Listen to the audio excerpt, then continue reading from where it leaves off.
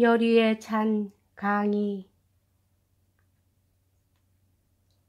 내가 대학에 재학하고 있을 때 당시 경성시내 사립학교의 조선어 교사들이 모여 조선어 학회를 창립했다.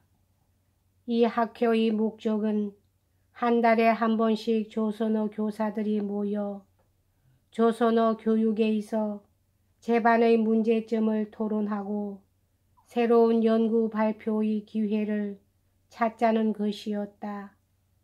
그때의 주요 구성원은 이병기, 장지영, 권덕규, 제시였다. 나는 정식 회원은 아니었지만 학부 때부터 자주 드나들고 연구 발표 기회도 가끔 가졌었다.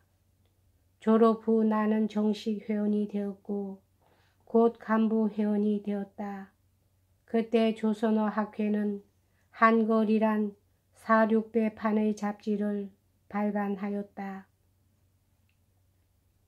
관리빈 경성사범학교에는 조선인 학생 수가 10%밖에 안 되었으나 그들은 모두 수재들이었고 일본인 학생보다 월등 출중하였다. 해방 후 이곳 출신이 교육계를 석권했던 점으로만 보아도 알 수가 있다. 이 조선인 학생들은 내가 가르치는 조선어 시간에는 아주 신이 나서 열심히 청강했고 나도 열정적으로 교수를 했다.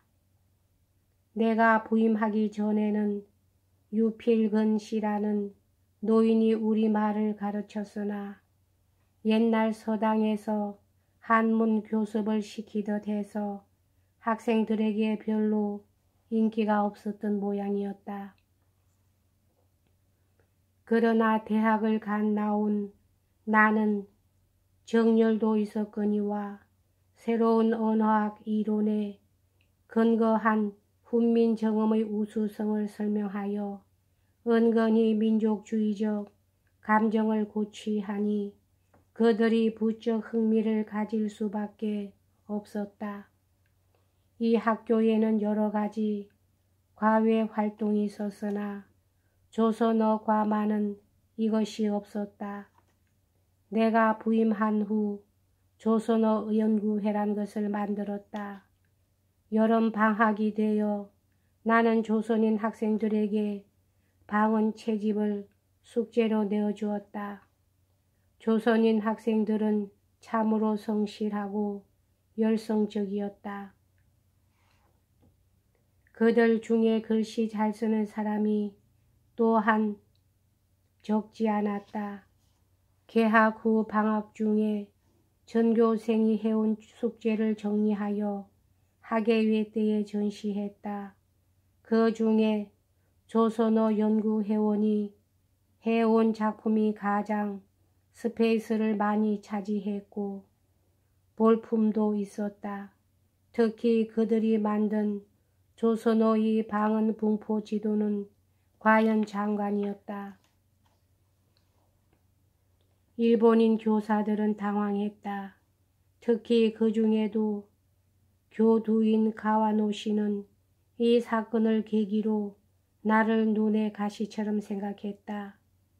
평소 내가 조선어 학회에 관계하고 있는 것을 못마땅히 여기던 그는 나를 불러 조선어 연구회를 잘 지도하는 줄은 알고 있지만 그래도 노파심에서 그러는 것이니 더욱 조심하라고 했다. 이것은 잘해보라는 격려가 물론 아니었다. 일종의 위협이었다. 나는 그때부터 바늘방석에 앉아있는 것만 같았다. 더욱이 나는 은사인 최규동 선생님의 부탁을 거절할 수 없어 중동학교에 몰래 나가 2시간씩 조선어를 가르치고 있었다. 그때 일본인들은 사립학교를 불령선인의 소굴이라고 생각할 때였다. 따라서 나는 중동학교에 나가는 것이 알려질까봐 조마조마한 심정을 금할 수가 없었다. 1920년 대학을 졸업한 후 2개년 동안 경성사범에 근무해왔다. 관립학교란 대체로 학생을 다식판에 박듯이 규격화시키고 있었다.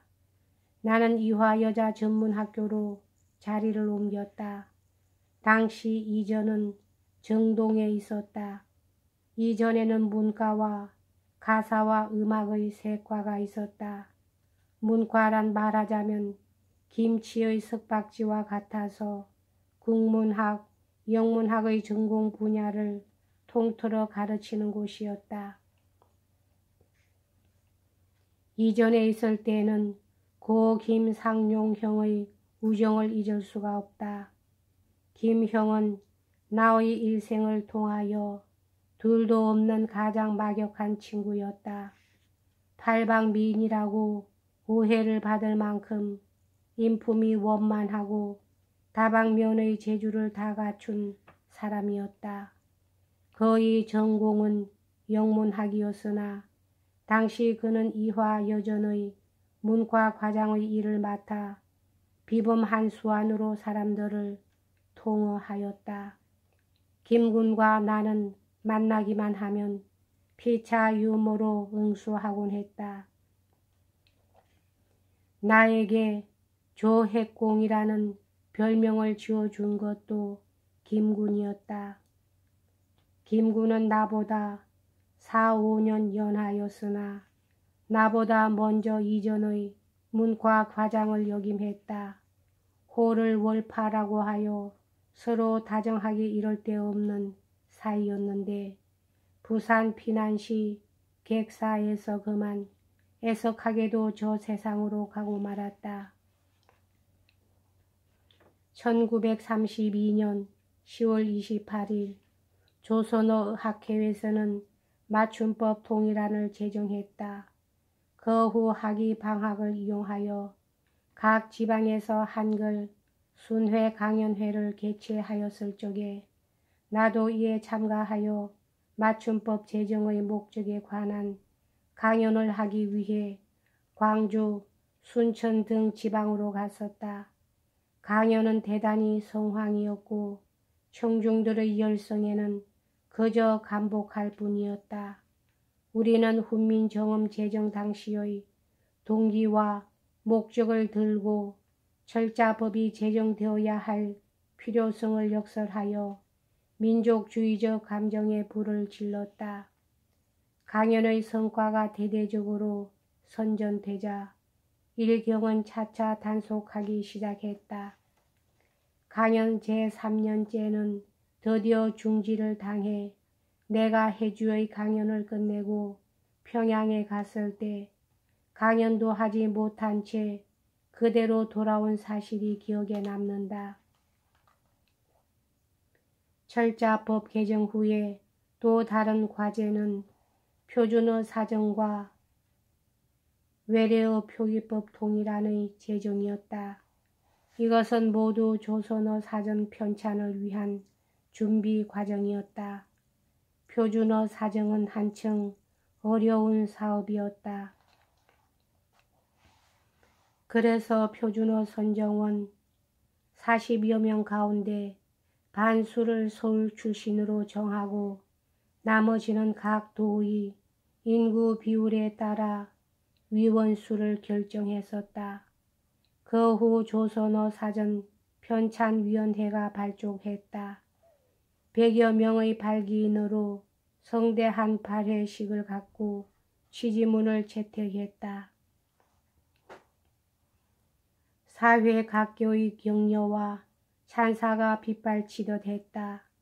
우리 모두가 사전 편찬에 전력을 기울였으나 그 후 자금난으로 중도에서 좌절될 뻔한 일도 한두 번이 아니었다. 여기까지 하겠습니다.